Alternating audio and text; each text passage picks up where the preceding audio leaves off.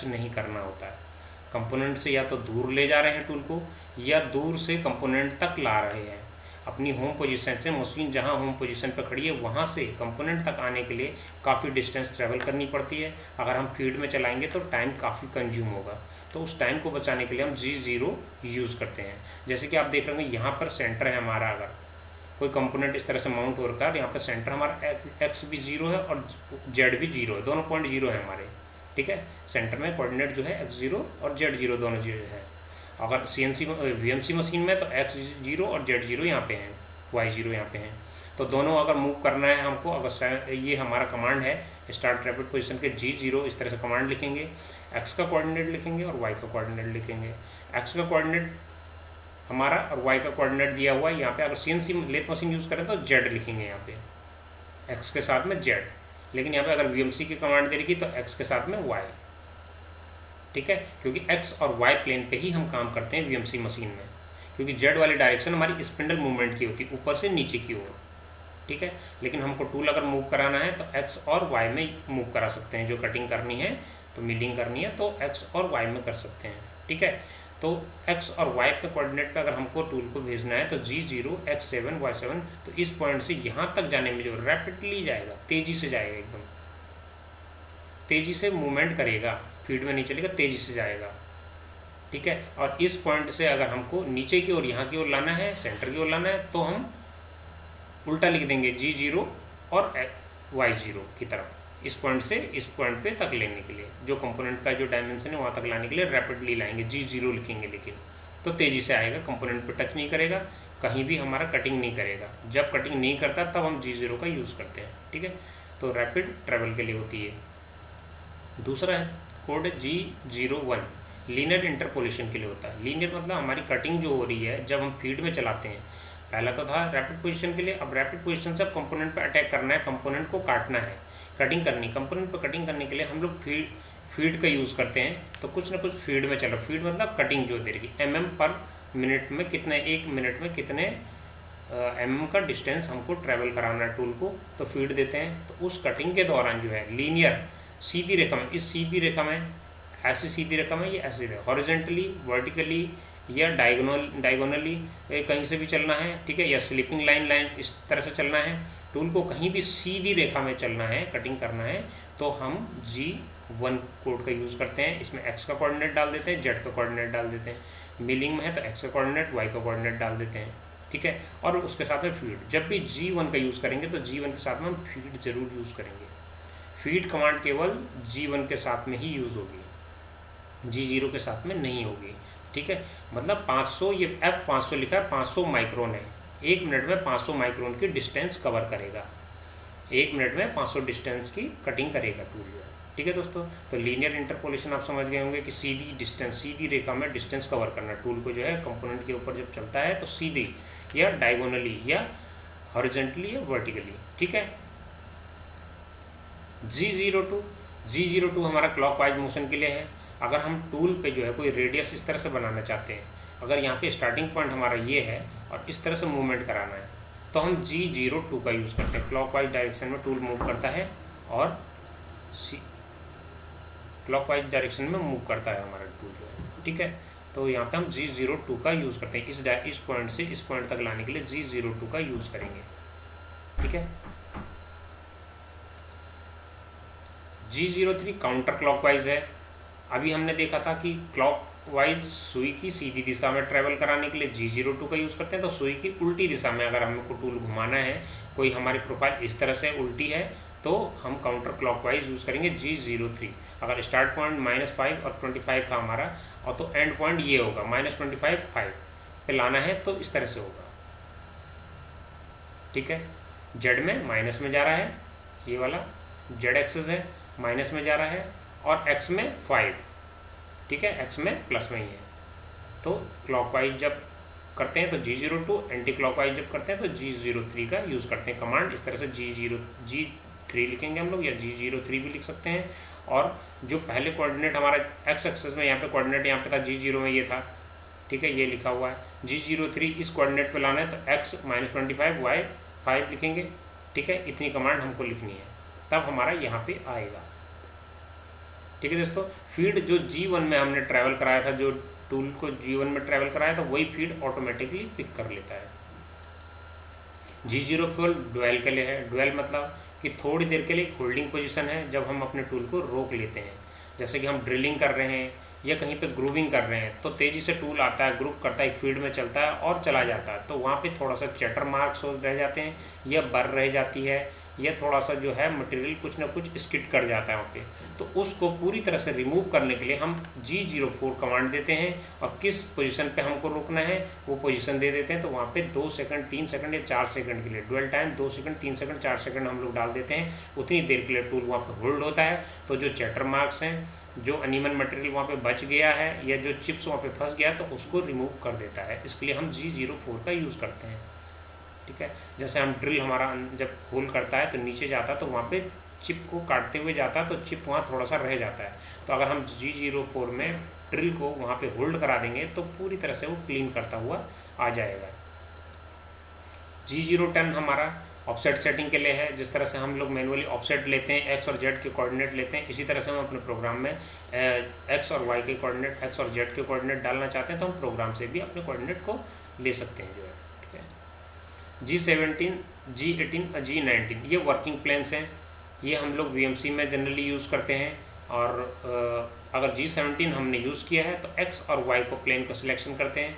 G18 हम जब use करते हैं तो एक्स, जेड एंड एक्स का प्लेन का सिलेक्शन करते हैं। G19 का जब यूज़ करते हैं तो वाई और जेड का प्लेन यूज़ करते हैं हम लोग। आप जब आगे प्रोग्रामिंग देखेंगे, प्रोग्रामिंग वाले मेरे वीडियो देखेंगे, तो उसमें आपको क्लियरली दिखेगा कि कौन सी डायरेक्शन में मूव कर रहा है। मैंने अभी स्लाइड मूव करके दिखाई थी आपको, एक्स वाई जेड तीनों डायरेक्शन में जो है। तो जिस भी डायरेक्शन में हमको कटिंग करनी है, उस डायरेक्शन के लिए G कोड हमको सिलेक्ट करना होगा। अगर एक्स वाई में कर रहे हैं तो G17 का आगे वीडियो G17 के लिए मैं वीडियो बना के डालूंगा आपको, तो आप उसमें देख सकते हैं जो है। ठीक है, ये हमारे तीनों कोड प्लेन सिलेक्शन के लिए होते हैं। उसके बाद में आता है G20, G21। हमारा G20 जब हम यूज़ करेंगे, G20 कमांड जब यूज़ करेंगे हम, तो वहाँ पे हमारी जो डायमेंशन जो होगी पूरी, हमारा जो कोऑर्डिनेट डायमेंशन जो होंगी ड्राइंग में डली हुई होंगी, मिलीमीटर में होंगी, mm में। ठीक है, mm में डली होंगी, तो हमको प्रोग्राम में भी mm में ही यूज़ करनी है। ठीक है, लेकिन जब हम अगर इंच में है, हमारी बड़ा पार्ट है कोई, तो हम mm में नहीं देते हैं, वहाँ पे हम इंच में देते हैं अगर बड़ा पार्ट होता है तो। ठीक है, ज़्यादा डिस्टेंस ट्रैवल करनी होती है तो इंच में देते हैं हम लोग जो है। तो वहाँ पे हम G21 का यूज़ करते हैं। बेसिकली CNC VMC में छोटे कंपोनेंट के लिए G21 का ही यूज़ किया जाता है। ठीक है दोस्तों, क्योंकि हमारी सारी कोऑर्डिनेट mm में ही होती हैं। G28 रेफरेंसिंग के लिए है। हमारा टूल काटता हुआ जब नीचे आता है, और काटने के बाद में जब टूल फिनिश कर चुका है, वो काम हो चुका है, उसके बाद में अगर होम पोजीशन पे भेजना है हमको टूल को, फिर वापस अपनी होम पोजीशन पे जाए, तो इस तरह से हम सिंटैक्स देते हैं G0, G28, X0, Z0। X0, Z0 डालते ही हमारी होम पोजीशन, मशीन की होम पोजीशन, जहाँ पे मशीन की टरेट खड़ी होती है, उस पोजीशन पे X0 और Z0 होता है, वहाँ पहुँच जाएगा। G28 डालते ही, G0 इसलिए डाला है रैपिडली जाएगा, G28 इसलिए डाला कि हमको होम पोजीशन पे भेजना है अपने टूल को। ठीक है दोस्तों, G32 हमारी थ्रेडिंग कमांड है। G32 का हम थ्रेड बनाने के लिए यूज़ करते हैं। एक्सटर्नल थ्रेड है या इंटरनल थ्रेड है हमारी जो है, तो उसको बनाने के लिए हम G32 का यूज़ करते हैं। ये पुराना मेथड था, अब ज़्यादातर ये यूज़ नहीं होता है वैसे। ठीक है, क्योंकि इसकी सिंपली कमांड है G32, जेड में डायमेंशन दे देते हैं, कहाँ से यहाँ से लेकर के यहाँ तक बनाना है, तो जेड की डायमेंशन दे दी और फीड दे दी हमने जो है। ठीक है, तो G32 हमारी थ्रेड कमांड है। ये बड़े पार्ट पे के लिए होता है। छोटे पार्ट पे सपोज इंटरनली थ्रेड करने तो हम टैप का यूज़ कर सकते हैं, लेकिन बड़े डायमीटर पे अगर हमें थ्रेड बनानी है तो हम लोग G32 कमांड का यूज़ करते हैं। आ जाएगा G70 फिनिशिंग साइकिल हम लोग इसलिए यूज़ करते हैं कि G71 में जो हमारी कैनेट साइकिल है G71 की, उसमें जो हम फिनिशिंग अलाउंसेस छोड़ते हैं 0.5 या 0.6 mm का मटेरियल हम छोड़ते हैं, तो G70 उसको रिमूव करता है। फिनिशिंग साइकिल है, केवल फिनिशिंग है 0.5 या 0.6 mm का G71 का यूज़। जैसे ही आप देख रहे होंगे हमारे कंपोनेंट है, इस तरह से हमारा कंपोनेंट है, ये सिलेंड्रिकल पार्ट है, हमको इस तरह की डायमेंशन में उसको काटना है। तो इस तरह से काटने के लिए हम एक बार में नहीं काटते, कई सारे कट लगाते हैं। तो हम इस तरह से देख रहे होंगे, अब टर्निंग करते हुए जा रहा है, टर्निंग करते हुए ये कट है, हमारे पासेस हैं, इतने सारे पासेस लगाए हमने कट करते हुए, तब जाके इस तरह का शेप बना है। इस तरह की शेप को काटने के लिए कई सारे पासेस में हमको काटना होता है, तो वहाँ पे हम G71 कैनेट साइकिल का यूज़ करते हैं। इसको कैनेट साइकिल बोलते हैं। तो ये इस तरह से चलेगा जो है टूल पास इस तरह से चलता रहेगा, तब जा कई बार साइकिल में जब काटेगा तब जा करके इस तरह की शेप बनेगी। तो G71 का यूज़ करते हैं। जब इस तरह की शेप बन गई है तो ये हमारे रफ़ कट लग रहे थे, एक रफिंग टूल था, रफिंग टूल ने काटा है। तो यहाँ पर जब फाइनल पार्ट बनने से पहले हम 0.6 mm का उसमें मटेरियल छोड़ देते हैं, मतलब 600 माइक्रोन या 500 माइक्रोन का मटेरियल उसको छोड़ देते हैं। उसको ही रिमूव करने के लिए हम G70 का यूज़ करते हैं।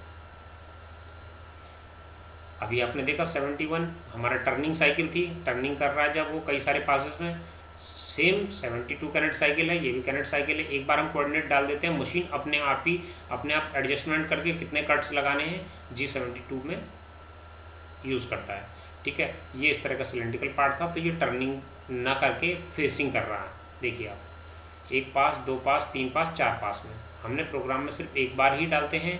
फर्स्ट पॉइंट डाल देंगे, लास्ट पॉइंट डाल देंगे, मशीन अपने आप एडजस्ट करके कितने पास में काटना है अपने आप करता है। G01 में क्या करते थे हम, बार बार हमको कमांड डालनी पड़ेगी, यहाँ से लेके यहाँ मूव करे, यहाँ से लेके यहाँ मूव करे, जेड में भी मूव करे। वो सब झंझट से हटने के लिए हम G72 कनेक्ट साइकिल का यूज़ करते हैं। G73 हमारी पैटर्न रिपीटिंग साइकिल है। जब हमारा यहाँ पे नॉन मोनोटोनस प्रोफाइल होती है इस तरह से, तो वहाँ पे पैटर्न किस तरह से रिपीट करना है ये देखिए। फर्स्ट पास में ये आया टूल, हमारा D पॉइंट था, इधर से आया, ऐसे चला, ऊपर गया, फिर नीचे वाले पॉइंट पे आया, फिर इस पॉइंट पे आया, फिर इस पॉइंट पे आया। तो ये कई सारे पासेस, 4 पासेस में जा करके इस तरह की शेप बनी। तो ये पैटर्न रिपीटिंग साइकिल है, ये भी कनेक्ट साइकिल बोलते हैं। इसमें टर्निंग टेपर में भी चलेगा, टर्निंग भी करेगा, प्रोफाइल बनाता हुआ भी चला जाएगा। ठीक है, प्रोफाइल टर्निंग साइकिल भी कहते हैं इसको। जो G74 हमारा पैक ड्रिलिंग साइकिल है।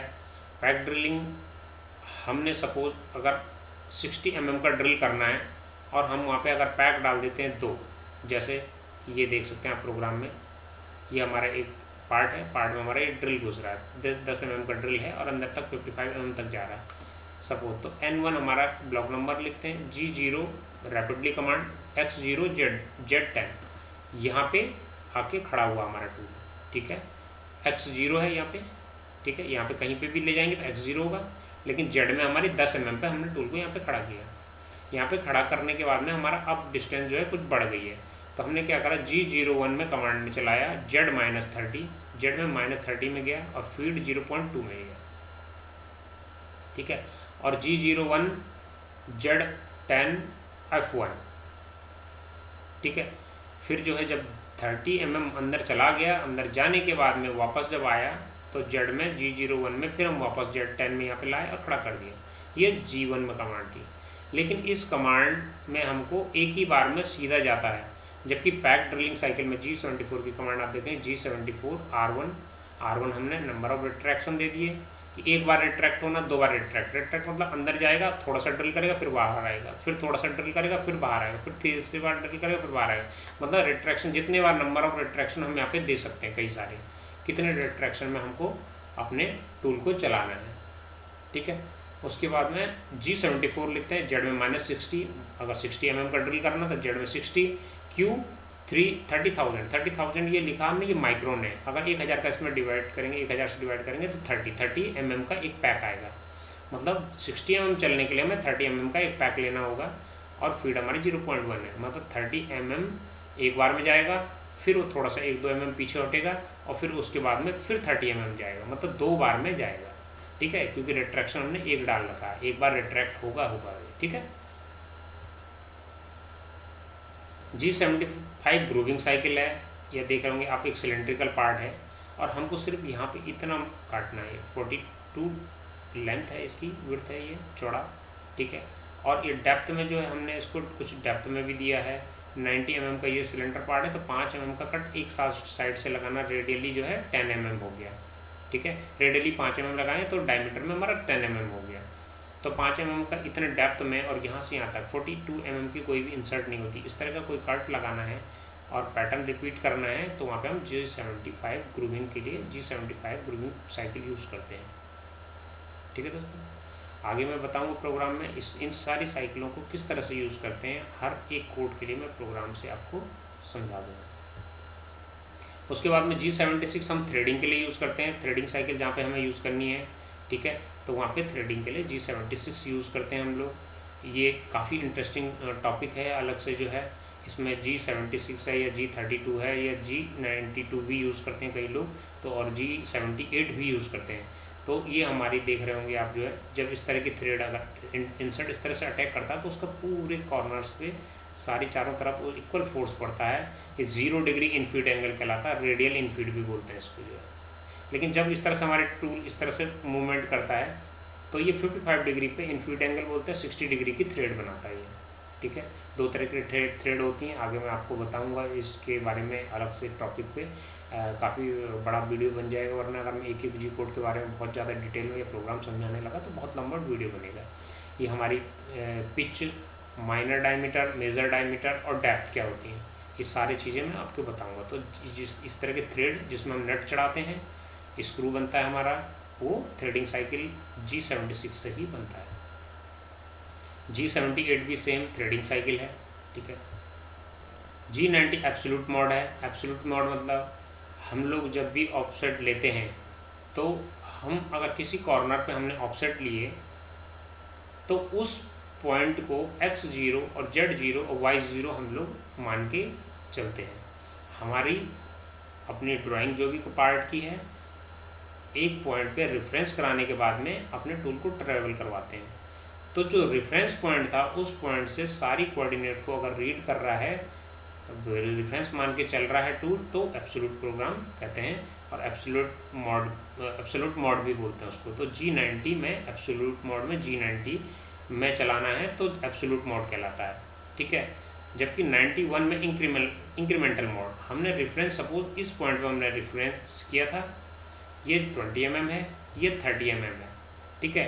अगर हमने यहाँ पे रेफरेंस कर अपने टूल को x0, y0, z0 किया, ठीक है, तो यहाँ से मूव करेगा 30 mm, यहाँ से मूव करेगा 30 mm, यहाँ पे आ गया हमारा टूल। अब दूसरे पॉइंट B पॉइंट ये यहाँ पर ले जाना है, तो हमारी कोऑर्डिनेट यहाँ से कोऑर्डिनेट को पढ़ता है टूल, कहाँ से, यहाँ से 0 पोजीशन से 60 mm और यहाँ से 40 mm सीधे यहाँ पहुँच जाएगा। इसी को रेफरेंस मान के पूरी कोऑर्डिनेट चलती है, ठीक है।